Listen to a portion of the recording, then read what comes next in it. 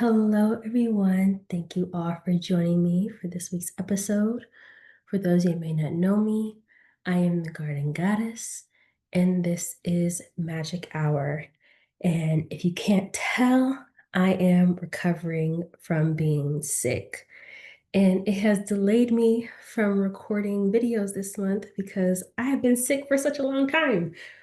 But I could not end this month without filming this video because today we are going to be discussing such powerful ancestral legacy work. And that is because today we're going to be discussing mojo bags. And mojo bags are just like mojo bags have such a deep, enriching history, and they're such a deep part of hoodoo and African spirituality. And if you have ever had a mojo bag, if you are someone that has hoodoo deeply interwoven within your ancestry, then you have probably seen a mojo bag before. And so today we are going to be making a mojo bag. I actually have mine here today. So we are going to be making one. And I'm just so excited to get into it. And so if that sounds fun, if that sounds great, if you want to finish off Hoodoo Heritage Month with making a mojo bag, baby, then let's jump right on in. And I will see you inside. Okay, so let's jump right on in. So if you don't know what mojo bags are a huge part of hoodoo history. It is a part of African American culture, African American history. And mojo bags came about during the transatlantic slave, once African Americans or those that are descendants of slaves came to the Americas and we wanted to keep our traditions alive. One of the traditions we kept alive was creating mojo bags. Mojo bags are a way of keeping our ancestral magic within a bag.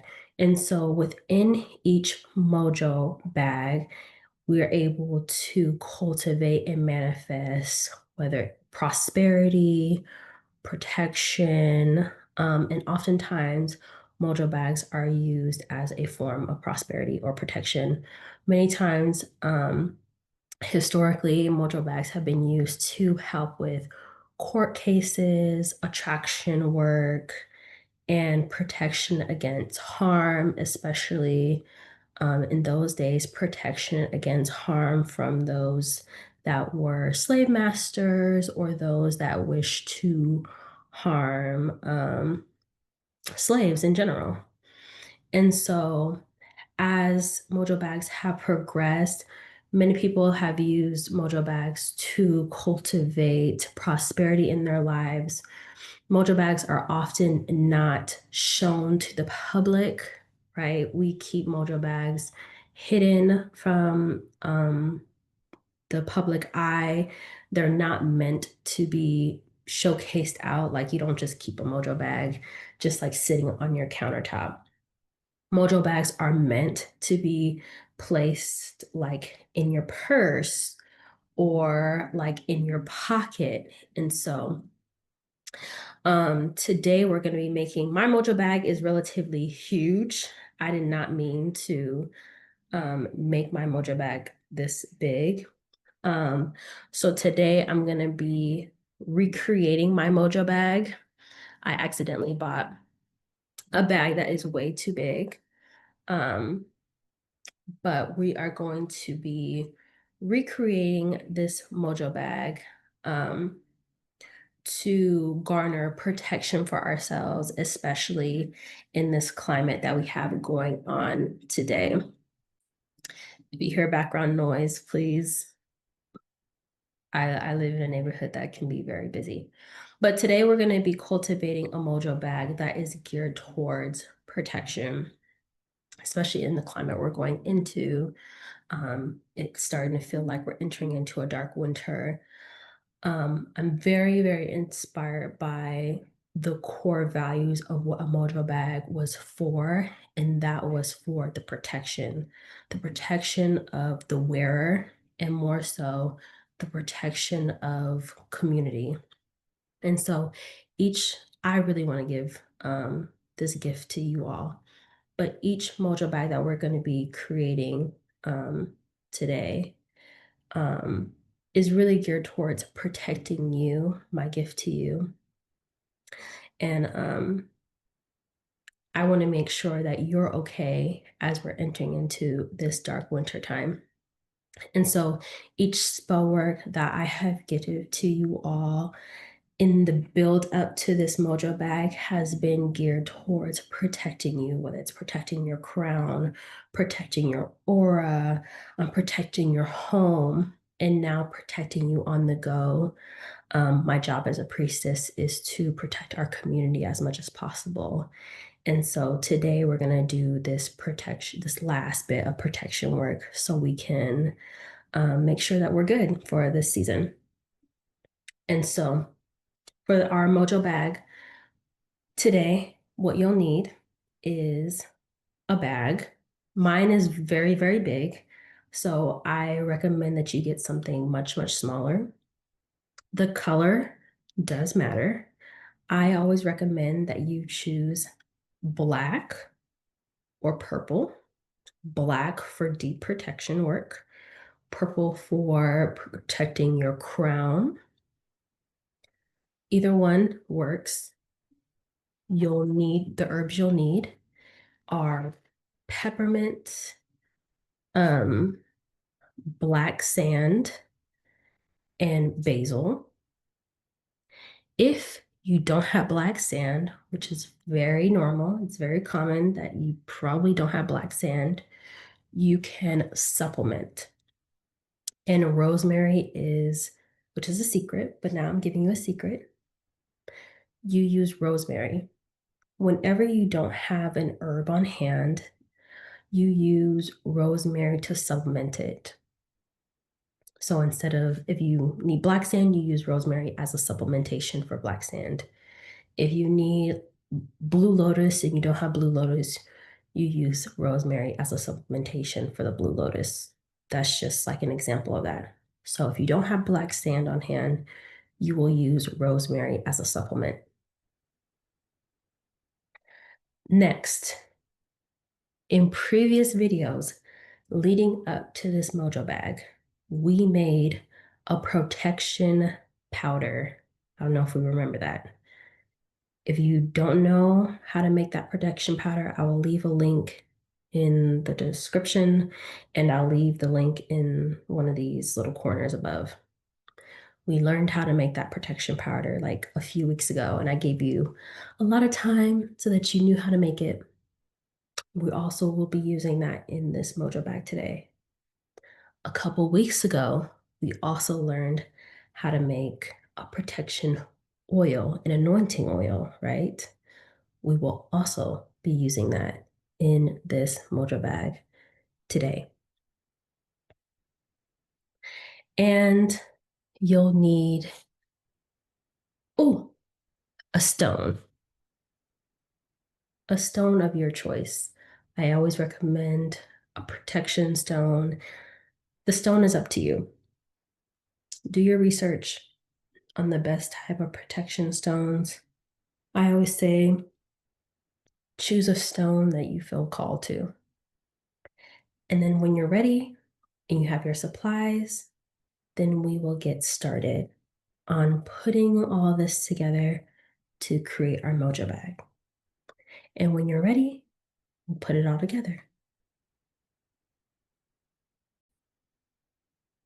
All right, the final step once you have all your supplies are the intentions. So what are going to be our intentions for creating our mojo bag? Okay, So, per usual for magic hour is I give you your intentions, I tell you what each of the herbs represent, and then it's up to you to enchant your herbs. I have a video on how to enchant your herbs because enchanting is a very, very long process, and I want you to do it right. And me doing it on camera is a very, very long process, especially my enchanting process. And so it's always better for me just to give you your intentions, you be able to do it at home, and then I'm able to show you what the finished product looks like, which is this, right?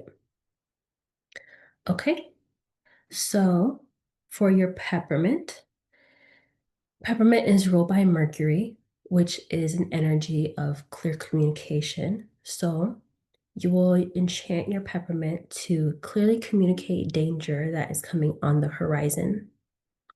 Peppermint is also ruled by the yang energy, so you'll use it to protect you from evil or vindictive and wicked spirits, known and unknown, well-intentioned or not, from getting in inside your aura.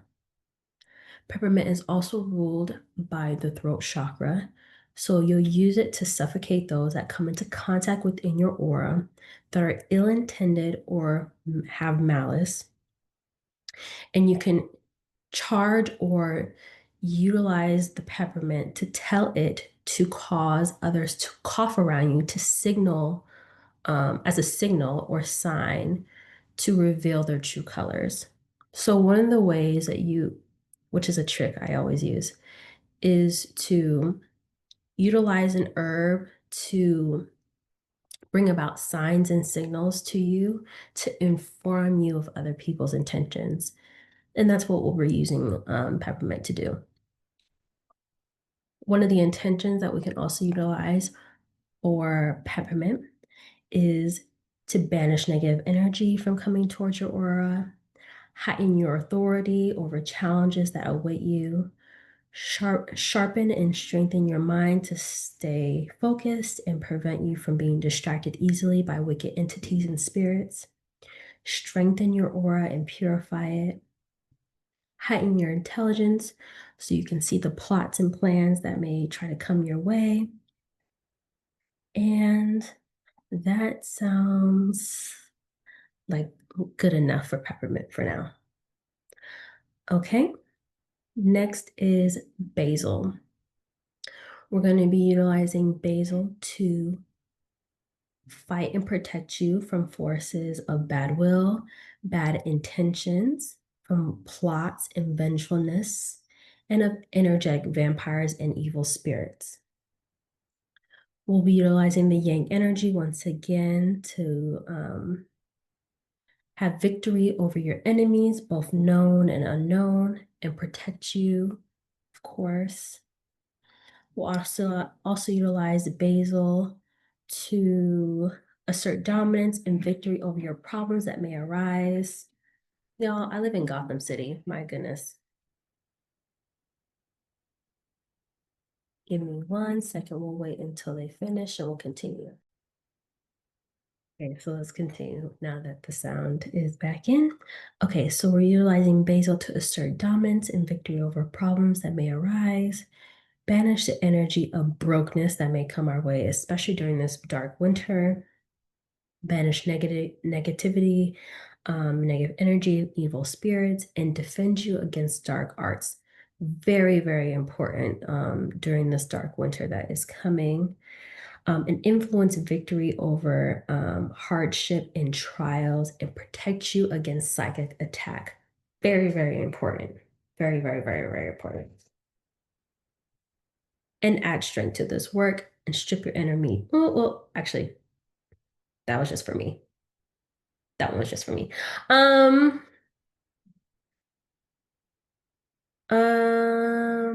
I think actually that's good enough for basil.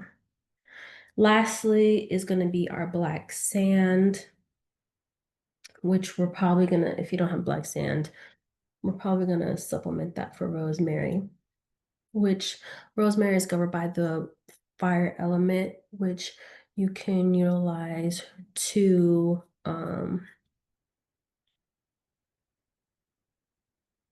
banish hex spells or spells that are done against you, especially if you're someone that gets into with other people or does a lot of work on other people or people do a lot of work on you. Hopefully that's not the case, but that's just a tip if that happens to you. Hopefully that doesn't. My goodness. But we can use black sand, rosemary as a supplement to banish any hex spells that are done against you, both physical and spiritual. And we can use the black sand or rosemary as a supplement to form a black cloak of protection around you to ensure that you have an extra layer or barrier of protection against dark forces. Last thing, the stone you choose. I can't really tell you how to enchant that because this changes depending on your stone, right? But that one's up to you. How you choose, whatever stone you choose, make sure you look it up, see its properties, and then look up the magical correspondences of it. See what intentions it has because every stone has intentions, has a list of intentions. Choose the one that suits best for you and then enchant it to those things. Now, the verse I always recommend every herb or every working that you do should go have a verse to go along with it to add an extra layer of spiritual protection or spiritual prosperity or spiritual love attraction work. Whatever spiritual work you do, I always think it should be paired with some sort of verse or affirmation. That's just how I was trained as a priestess. And it's something that I'm always going to do in my work and the work that I share with you. So, um, my go-to verse when it comes to protection work will always be Psalms 91. I think I've said this in previous videos, so I'm going to say it again. Psalms 91 is a great protection verse. So I would recommend that once again. I probably would write it out in black ink on, if possible, colored paper, red preferably, with black marker, and burn it and put the ashes in my mojo bag. Personally, that's what I would do. And now when it comes to putting together, am I still recording? Okay, perfect. Now when it comes to putting together our mojo bag, this is what I recommend. If your mojo bag is big, which I made the mistake of making my mojo bag super big, right? I mean, if you make it big, it is what it is, right? It is what it is. But your mojo bag does not need to be this big. All it needs is about like 2 tablespoons each of each herb, right? 2 tablespoons of rosemary, 2 tablespoons of peppermint, 2 tablespoons of basil, 2 tablespoons of your powder, and then like a few drops of your oil. You do not need to saturate, like pour the oil in your bag, right? Do not overdo it on your bag because this can last you a long time and you're going to be carrying this around. So you want to make this very convenient for yourself and you want to make it very simple. Now, how long do mojo bags last? Mojo bags can last you a few years, so long as you take care of them. When you're utilizing your Mojo bag, make sure that at the end of the day, you put it back on your altar. Meaning, every time you're utilizing your Mojo bag, after you're done with it, you're putting it back on your ancestral altar to be charged. So hopefully you're taking care of your ancestral altar, you're feeding your ancestors, you're doing all the things. If you're not going to be doing that, this will not last a long time. This can last you up to 3 years if you're doing that. If you're not gonna be doing that and you're just gonna make your bag and you don't really believe in having an altar like that, that can last you about 9 months max with no ancestral veneration, consistent ancestral veneration, just so you know. So, I hope that was helpful. Um, I love Mojo bags. Um, I feel like they're hoodoo's best spiritual workings.